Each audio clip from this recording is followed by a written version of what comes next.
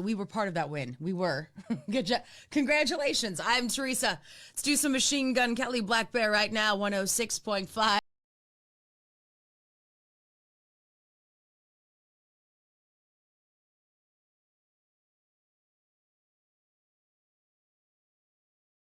Desperate woman in that scenario is how fast the guy has already told his story. The guy who did it for her already confessed to everything before this interview, so they don't know that. But how fast she was going to sandbag him, because they go, we have Jim admitted that he took you and did this and tied you up and did these things too. And she'd be like, it couldn't be Jim. No, not Jim. He's my friend. And they're like, no, wait, lady. I think you're misunderstanding what we're saying. Right. Because she just right away tries to go like, oh, Jim's going down for this alone? Oh, Jim, I can't believe it was Jim. And they're like, no, lady. You clearly convinced Jim to do this. Some women are unwell, just FYI. Well, I think the guy's no more well who just goes like, I'll murder your husband. There's a lot of that where it's like attractive mom, sick of her life, like right. How about starts fucking the chiropractor, and then he's got a family, but they just lure him in like they always say that their husband's abusive no matter what, and then the guy's just kind of like, I think I have to kill him to protect her, and then always these guys like after they do it, they're like, did I just murder somebody? They're not. These guys aren't stone cold killers. They're like that desperate to fuck that chick. Right. Yeah, don't be that desperate. Yeah. Get a hooker. You don't have to murder anybody. Speaking of dudes who are not well, so did I see that you're doing some dates with Kreisher? And, yeah. Is it Red Doing Rocks? the whole tour. Oh, the whole tour. Yeah, well, the Red Rocks thing is just me, him, and Dan Soder. Me and Soder opening for him at Red Rocks. But I'm doing the whole Fully Loaded tour, which is like 16 dates. It's going to be in here in Charlotte, too. It's all the... Oh, yeah. It's like an arena somewhere, right? Yeah. One of the arenas. Yeah. That's... It's exciting. It's fun. Very, right? Now that we have a hotel room in the cities, that's what I needed. Last year when I did it, I do not like trying to figure out where to like shit and shower at a venue. Not on a bus. Like you're at the venues, but like I just hate it. I just hate like going. Yeah, they're like, here's a flimsy towel and there's a shower in the back of that crappy room over there, and it just sucks. Like doing that, I'd rather just have but this year we're gonna get a hotel during the day. Well, I remember he erases all my problems. That's an important one though, right? They came through and did the drive-in theaters during COVID. Yeah. Right, and they were it was all bus. Like I don't think they were going anywhere. Right. Oh yeah. You know what I mean? I don't know that there was any other than the bus, and I don't even know if that had a shower on it. Maybe. So it might. Well, the venues have them. Yeah. Oh, I guess the drive-ins. No, I guess they probably had hotels for that thing ultimately. Maybe like the day of COVID. So I think they were on the bus. Yeah, I don't know. I mean, it was interesting. It was unique, right? Because I don't think anybody had done that. The parking lot shows. Before. Yeah, that sort of thing. They were. I did one with Dave Attell. We did one in D.C. and it was like, that's what I was like. This is not for me, because instead of laughing in their cars, they like honk their horns or blink their lights. Both things that organically make you feel like you're messing up. Right. Like when they are honking horns, like, did I do something wrong? That's how you feel. And then also, I'm so like referencey and everything. The only thing I remember from it, I think there was a reference I made, but it was like, kind of far out there. I was like, blah, blah, blah, like the bad guy who got his throat ripped out in Roadhouse. And then, whereas an audience, sometimes you hear like a pocket of people laugh and you're like, they get it. It was just like, I'm like, that guy from Roadhouse, you just hear, huh? Just like run in the back and you're like, that blue Volvo gets it. Well, and I mean, for you particularly, you're a lot of crowd stuff typically, yeah. Right? So it's in that situation, you can't really do that. No, right? it does. It takes it out completely. Yeah. You have to crowd work cars. Right. Right? Nice rims, dickhead. Yeah. I mean, and by the way, the new special has a lot of that, and it's fantastic. It is really good. Thank you. For those that don't know, it's called Dog Belly, which, by the way, the reason for that is fantastic. That was Dan Soder. He fed me that one. Is that right? Yeah, I was going to call it Live from Skankfest. Okay. Like my last one was called Live from. I was going to just keep it like that kind of theme. And he was like, no, you should call it Dog. It's such a great, like, discovery. It really is. Of it, yeah.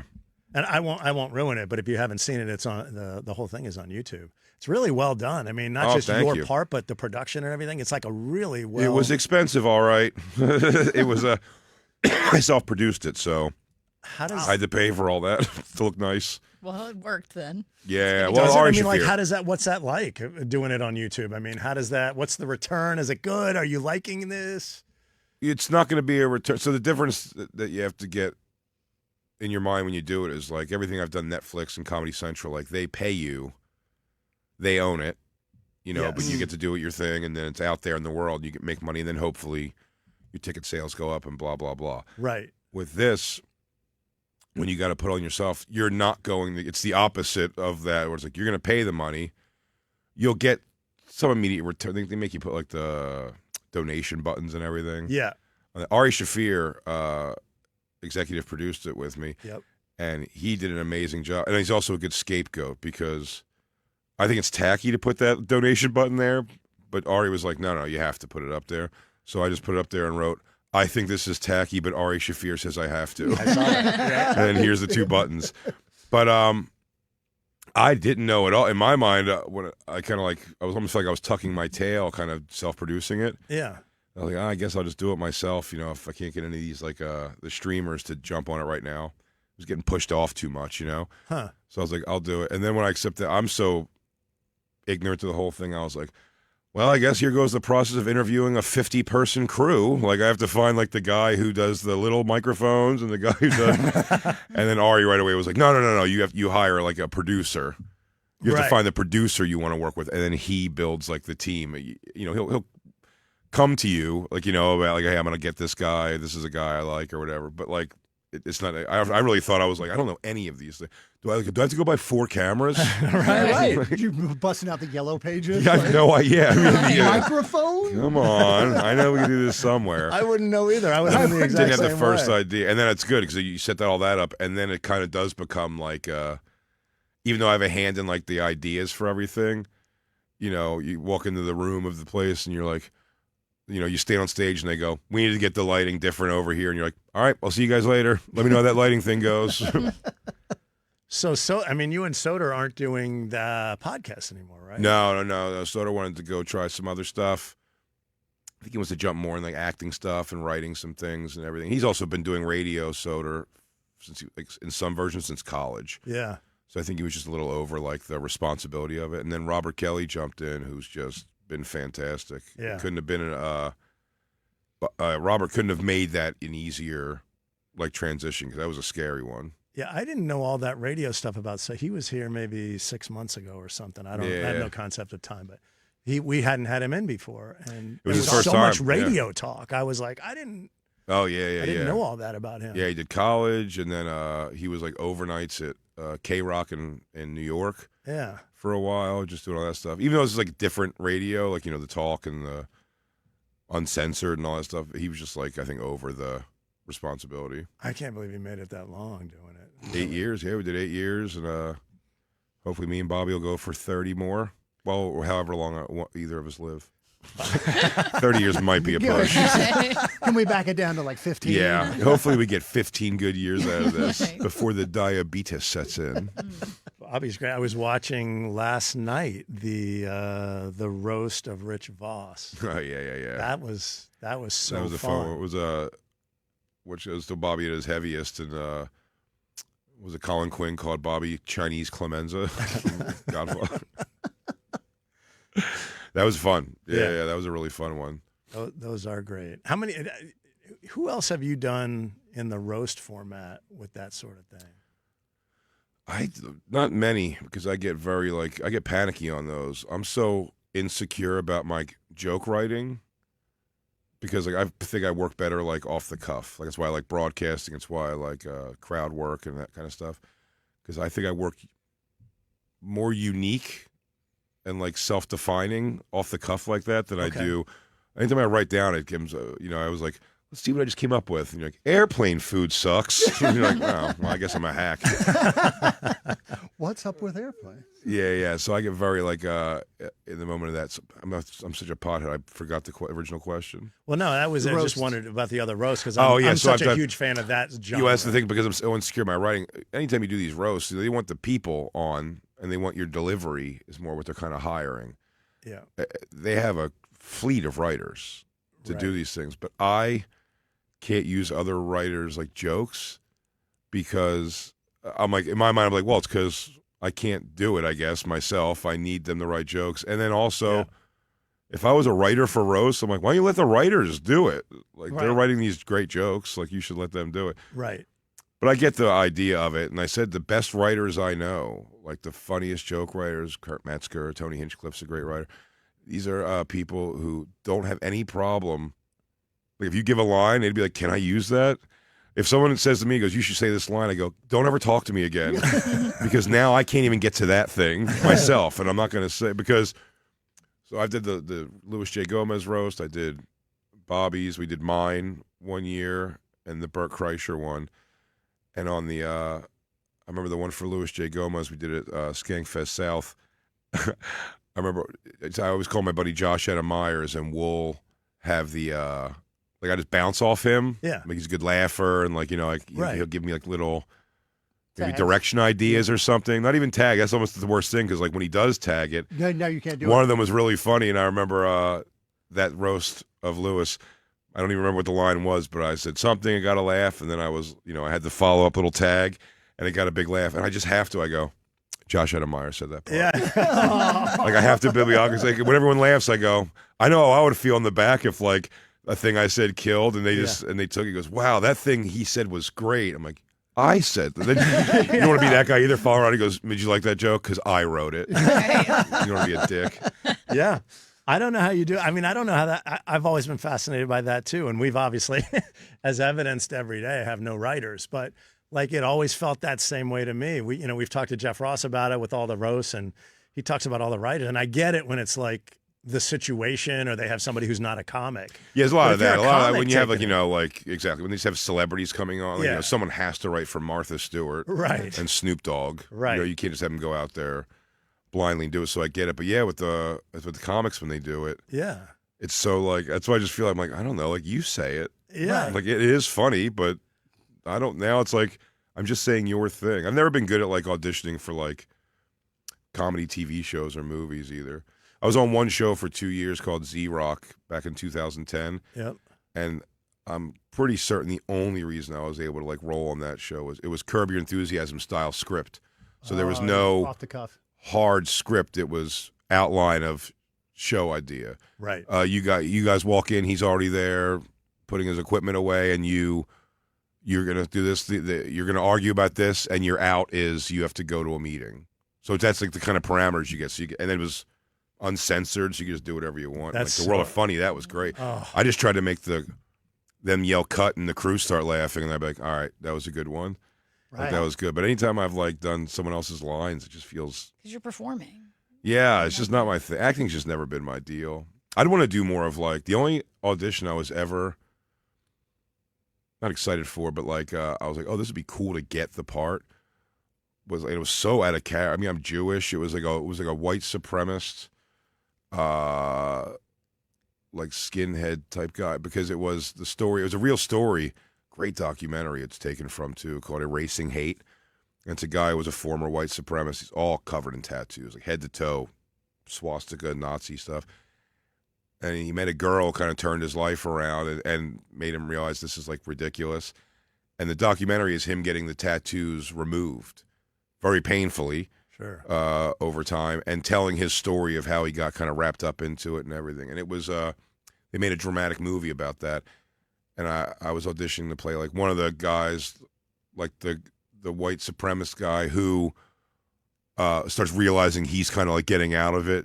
You know what I mean? Like the getting mad at him, like what do you love black people now or whatever? Like the crazy thing was going to be. Right. But it was dramatic completely, and I was like, that'd be more fun because that's like acting. Like I'm not a white supremacist, so it's like I think it'd be more an interesting thing to like dive into. But just like doing someone else's like funny words never like it never wraps me in because either I'm like, well, I wouldn't say it like this. I would say it like that, and you can't really do that all the time. You're Right. insulting someone else's writing. Right. Well, I've always wondered on a show like that where you're saying it's like an outline and there's a beginning and an end and you just go like, is it 15 takes or is it It's a lot just of like, takes. let's roll it and whatever comes out, we're sticking with It's a lot of takes. Yeah. Yeah. They do a lot of that's the one thing of it. Yeah, you need to get a lot of takes to get it. Also, again, when you, and then if things like you crack the crew and make them start laughing, you're like, that's a good one. And they go, all right, let's shoot that again. You're like, well, I'm not going to say it again. It's not going to crack the crew this time. Right. Like, now I got to say something else. No, yeah, that's brutal. It's got to be. I guess, long story short, if you're listening out to Hollywood, I'm difficult to work with. It's got to be a nightmare to edit that because there's got to yeah. be so many great stuff that you're just trying to keep everything in it. Oh yeah. That is the difficult thing. Yeah, and they were editing it like on the fly. Like it was pretty wild, but fun. A very fun show to be a part of in that regard. I do agree with you that like when you're doing the crowd stuff, like in Dog Belly, I mean, it's the ultimate achievement to run sort of on the fly, right? And react to what makes it more somebody in fun. the audience. Yeah, it makes it more fun. I mean, the things that happened there that were, someone said to me, I forgot this was like the lead because I've had to watch this thing 1,000 times and I'll never see it again. Yeah. The special, but like someone said to me, I didn't realize like how like perfect. Some lady in the back was talking during it at one point. I remember going to her and she was a police dispatch something. Yes. Yep. Right. And then someone goes, that lady says she's a police dispatcher, and it leads you into the long, like, female police officers bit. He goes, that's got to be set up. I go, I agree. It looks like it. Like, I go, but it's not. That was just like lucky, like, she happened to do that thing. The guy sinking in his chair and the chair falling. It was like, God. how could you have planned? There's no way. Dead center to go down like that was so, like, odd and interesting. So it is fun. Yeah, it makes those like real moments. Well, and that's great. My favorite. You know, one of the things I think that you do that's so good is that you can tease them, make fun of them a little bit, but it always also comes back on you. And it's like, it's the perfect mix of like, I'm kind of roasting you, but I'm not being a dick. Well, I just kind of went with the thing. I don't know if this is across the board, like, gospel for what I do, but to me, it was always the most fun was to like kind of ball bust and make fun of the coolest guy in the room and try to beef up the nerd, the lonely guy who's like, like the Robin Hood wearing like a wrestling T-shirt or something. You're like, let's try to get this guy laid. Right.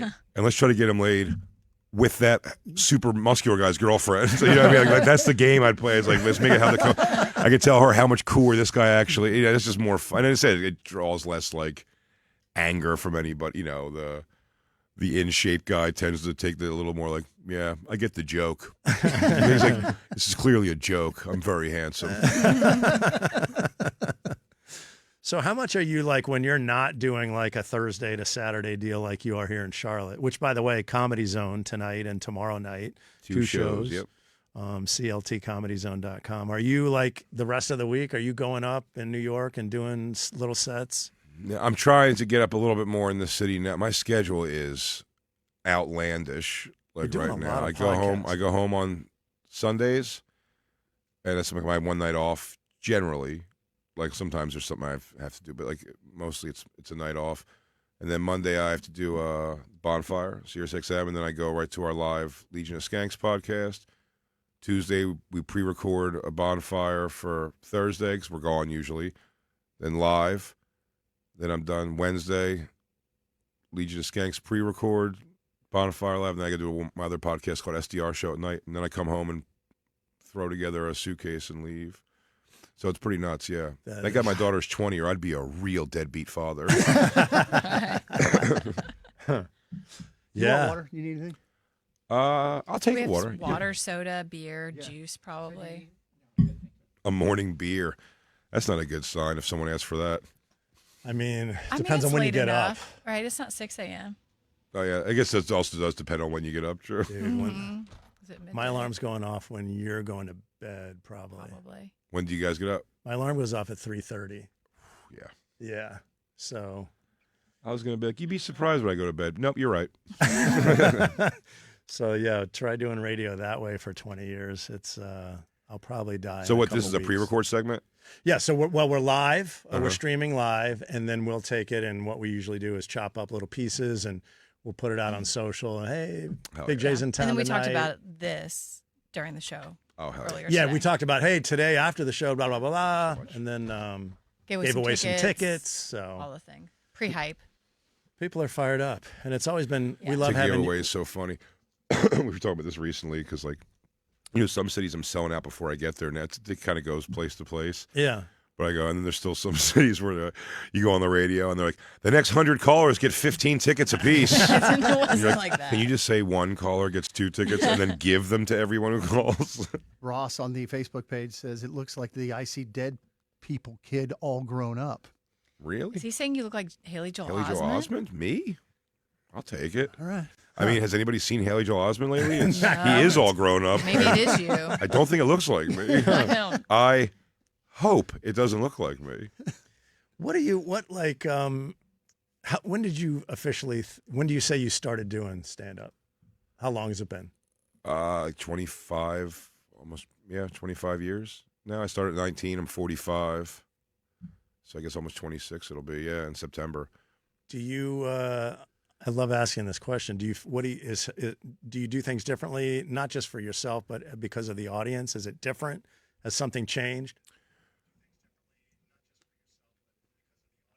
I listened to that question. That's got it live. There's the replay. If you'll please. Repeat it back to me. No, I mean, the times have changed obviously on the thing, but no, I've always I was dirty. Like I was always kind of dirty when I was younger, and that was more for at the time shock value which I see in young comedy now, and it totally makes sense. Like you want a reaction. Yeah. Your worst fear in doing this when you start, especially, is dead silence. All right. You eventually will realize sometimes the good of dead silences means they're completely listening. Like that's good, actually. It means now it's just on you to say the funny thing that's going to get them. But that dead silence was deafening when you're young and new. So it's easy to go up there and F this and all kinds of sex stuff only and even if you go a little it's shock value stuff because if they're not laughing, at least they're kind of oh yeah, and you feel like you're getting a noise out of them, and you can kind of fake that with well, you guys can't handle it, even though it's just not that funny. Oh, I guess you can't handle it. But so no, I was always drawn to that because I was a fan of all stand-up comedy. I love all of it, from the cleanest to the dirty. But to me, the person that was I can't wait to go to school and say these things was Dice for sure. So that was kind of I was led down that path more. I feel like, and then also when I start off that young, I think I forgive myself a bit too, is because that's what I learned at 45 now is if you start that young, it's great for learning how to perform and learning how to connect with an audience and everything, but you have nothing to talk about. Right. Zero life experience. You know what I mean? It's almost the reason someone like a Pete Davidson was able to pop like that. He's very talented guy, first and foremost, but also not a lot of people have their childhood be your father died in 9/11 being a first responder. Do you know what I mean? So it's right out of the gates, he's got a very unique young person's experience. Whereas the rest of us start at 19, you're living with your mom sucks. And what's with gas price? They just raised the price of cheeseburgers at McDonald's. Things that are a 19-year-old's cares. Right. So it's you kind of have to build that. So one thing I think was I always give kudos to starting in the black comedy circuit.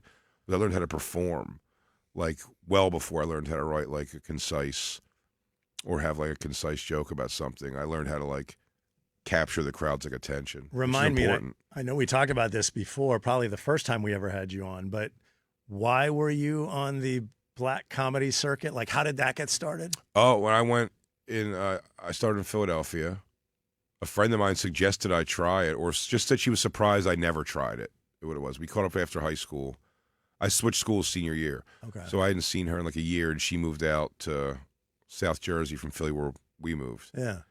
So I was just reconnecting with her and talking about going to community college or whatever I was doing. And she was like, oh, I always thought you would have tried comedy. You were so funny. And I was like, yeah, I just kind of in one ear and out the other because I was like, well, I don't even know what the approach to do that is. Right. How do you start? yeah, what do you do? And the next day, my friend, it was such a weird chance. Like my friend asked me to come in the South Street in Philadelphia, which is like it's like a little downtown, not even downtown, it's South Philadelphia, but it's like the streets got a lot of stuff, like Foot Lockers and all this stuff would be down there. Yep. So they come down there. I want to buy some sneakers. Take a ride with me. So I went with them, and I just saw the Laugh House for the first time in my life. It was just there. And so like open mics on Thursday nights. I just probably never paid attention or thought of it before. Also, you didn't go there a lot, but like I was like, that was weird to see a comedy club that says open mic nights like right there. So I went in and kind of asked about it, and then I went for like 4 or 5 weeks in a row and chickened out when they would call my name. Really? And then the 5th week or whatever, 5th or 6th week, I did it, and then it was just like that. It just sets you on a path because like if you start doing like okay in that world, you start making friends in that world, and then you start working with like the black circuit headliners that are coming through. So then they invite you to New York to do their room. So it's just kind of like it just becomes like it farms out into like making a couple bucks, which is nice, and getting some work. I was going to stop doing comedy after like 2 years because I thought there was like a low ceiling on it. I was like, I'm not great at it. I'm pandering. I knew that a little bit. Right. So I was like, I don't know like what necessarily the next move is. And then just really bumped in like at an airport, just randomly. I met the guy who became Keith Robinson, who kind of mentored me and pulled me, Kurt Metzger, and Kevin Hart out of that club. And we started going to New York with them. And that was like kind of how we figured out how to get into the mainstream circuit. What's the difference? Like nutshell. I mean, obviously black and white. Yeah, between the but I mean, what's the comedy difference? It's like melanin. As you look back, It's a thing in your skin. Oh, okay. That's it. Okay. Nothing has to be different about it. Like there's nothing that have to be. There's more like genre types, or kind of like little like different like deviations in the genre. There was like when I started, it was just coming out of and still pretty popular. It was like the Def Jam era. Mm-hmm. So there's not really like a major difference in the thing. It was just like the times. Like that was a very same like 90s like rap and everything too. Like everything was braggadocious. So it was like grandiose. I'm great at sex. I do this very well. Look at my body. You know what I mean? Like I do this, and it's kind of like the outward like insults, and like to yourself it's like how great and kind of grand you are. So that was an interesting thing to come in because that's not my personality at all. Right. So I went in, and again it's also very easy. That was also I was able to coast a little bit in the beginning of just like, but I'm the white guy, so nerd alert, whatever. Yeah. Boy, don't ask me to dance because it's gonna be everyone's gonna be laughing. And I used to do so many like trick things. Like I say about learning how to perform, but like not always in the best way. I used to get into my underwear in a joke, and it was not good. But it would murder, like it destroyed in the room. And then I remember like when we met Keith Robinson, our mentor, he kind of pointed out, he was like, it's like, in your mind, you're like, that joke. It's like I walk off stage to people like falling out of their chairs with laughter. Like this is the best joke ever. And he was kind of giving me, he's like, it's just you're like a fat guy getting naked. Like that's what everyone's laughing at. Like you didn't really write anything that's not really, it basically tell me that's not really what comedy is. Right. He's like, I mean, it is, but like, fat guy naked isn't really, is that what you want to do? And it kind of got in my head where I was like, no, but I really thought I needed some kind of like a big, like a big like cymbal hit to like round up my set always in case the jokes weren't going good. I always knew it's like, well, I'm going to get down to my underwear and it's going to kill. Like it's going to go so good. I remember only one show like after that because I was like, yeah, I'm too good for that clownish behavior. I was like, I got to write some good jokes. But the next show, before I went, what prep I do for the getting down to my underwear. By the way, I'd have to wear these ridiculous underwear every show I ever did to get down to like these like little tiny underwear.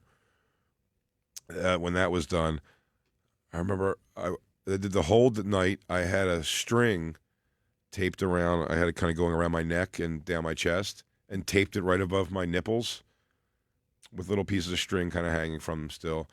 And I've brought from home, I made 2 aluminum foil rings, And before I went on stage, wearing a baggy shirt, thank God, I tied the. I mean, they're big. They're 12-inch big. Your nipples rings. are the the foil rings.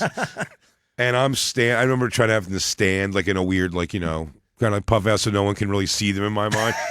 It's such disregard for like the jokes. To tell you how much you didn't care about how what the jokes were. The jokes were simply like, hey, I'm a white kid in an all-black school, and this is your mom. My mom's crazy because of this, and what's up with that new hip hop song? And then just getting through it. So when I got the light and it's time to wrap up, I was like, not even a joke. I'm like, hey guys, I got some new piercings recently. Tell me if it's too much. And you just reveal a thing, and then everybody goes nuts. They're like, I am really good at this. I just think back in my mind, as a, and I have on the road, of course, you have sometimes local features or middle acts that you're it's yeah. But I never get mad or never begrudge anybody because I'm like, I did. The things a person headlining after me probably that I was like, follow that in my mind. And he was like, yeah, it's not going to be easy actually because it's ridiculous what you just did. I have to calm a room down from a fat naked man basically posing in his underwear to music.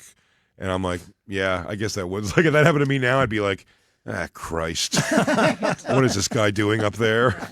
But look at Kreischer. Yeah. Shirt off. Yeah, that's so more what of is that? It's more, but that's more of that's not defending it or not, but it's more of an energy thing he's doing. You know what I mean?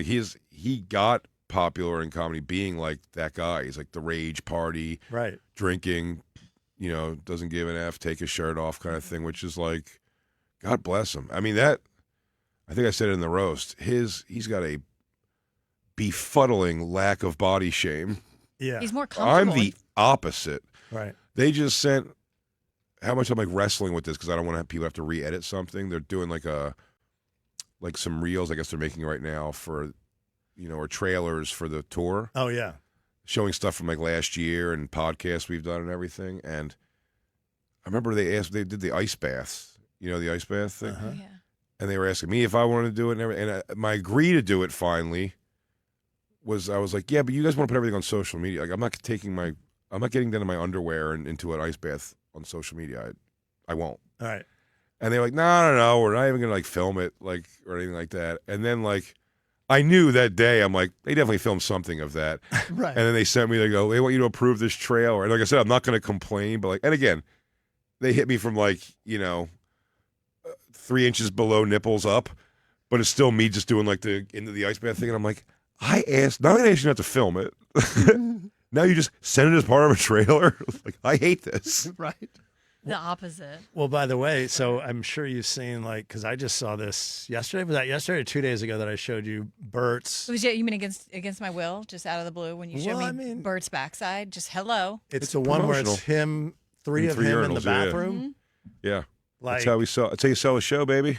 That's another level. Yeah, you talking to King Showbiz, Bert Kreisher? He's doing something right. We're all in arenas. Look at this. You're doing every major arena in North America. Yeah. I looked at some of the comments under that at one point because I posted it, I reposted it for the trailer, and it's how many people do write that? He goes, Bert, I could have gone my whole life with that. I'm like, man, why are people so angry about it? I do understand that's weird too. I'm like, I wasn't angry. I just asked. No, not I you. was like, I need a little bit of warning. Who's going to write on there how angry they are? My only complaint is that because no wiener. I know. I know. I was thinking the same thing. I agree with you. You watch it longer than you would normally or because your brain's trying to figure out that it's three of the same person. Yeah. That took me a minute too. That took me a minute too. I'm looking. I go, what? Oh, okay. And now you're like, yes. Oh, the butt is the it's all same. Bert. That is the same guy. I yes. was focused on the crack. Yeah, right. Yeah. You have to just to make sure it's the Your brain is just trying to make it make sense. same guy. Yeah. I appreciate though. He really does. He lets you in on all of it, Bert. That's not my personality, and it's something you need to do in this business sometimes. So it's the good thing about doing those tours for me is it kind of gets me out of my shell of I've never on the road. After this, I have to go do my podcast, but then I'll watch interrogation videos until it's time to take a shower to go to the show tonight. Right. I really don't and I do like that Bert's what do you mean? We're going to Churchill Downs and then we're frisbee golfing. Yeah. Until the showtime. And oh, I guess this is cool. You know what I mean? 'Cause it's so not my right. I literally sit in like Nosferatu. I just sit in a dark room. I try to figure out ways to keep the. I tried to learn in hotels how to keep the curtains completely shut. Not the crack of Safety light pin. coming through. I know there's a solution, and I know it, and I never think. Every week I go on the road, when I go home, I got to put a chip clip in my bag. Yeah, you do, or a hair thing. one And of those I hair never, clips. ever bring it actually. And then every time I get into a hotel room right away, I'm like, chip clip idea. Keep forgetting. I have a hair clip in my bag if you want to use it on your hotel drapes. I don't not want to. I have never heard that, by the way. That's Oh, a really? first right there. Yeah. That's Chip clip in the thing closed. Yeah. I like to think here it's the first because now I got to take it to Shark Tank. Yeah, yeah, you do. I'll give you 5% stake because you had the hair clip thing. okay, go ahead on it. Oh man. Well, so you should probably do your thing. He's got Yeah. interrogation videos to watch. Yeah. Jim can't swim. Check him out. So 2 shows tonight, 2 shows tomorrow night in Charlotte, but obviously a ton of different shows all over the place. All over. Including with Bert. That's right. Later on in the year. When does that part start? The Fully Loaded tour starts in like 3 weeks, I think, or almost 3 or 4 weeks. So that's coming up really soon. Got you. So And it's once 4 that. weekends, 16 shows. Okay. Yeah. Yeah, Okay. it's a lot. Yeah. Wow. But it's going to be fun. It's the lineups like Shane Gillis is on a couple of them. Dan Soder's doing some of the East Coast ones with us. So it's good to have those people back. But Tiffany Haddish, I saw it's a cool lineup. Oh, okay. Fun. That is. It's like summer camp. You make friends, and you find out no one likes you. Doubt it. I look at the lineup sometimes, and I'm like, they're not going to be into me. Tiffany Haddish is going to become my bestie. But who knows? I hope it happens. You can go to cltcomedyzone.com for the shows tonight and tomorrow night. Thank you, man. It's always great to see you. First 100 callers get 13 tickets each. Thank you, guys. The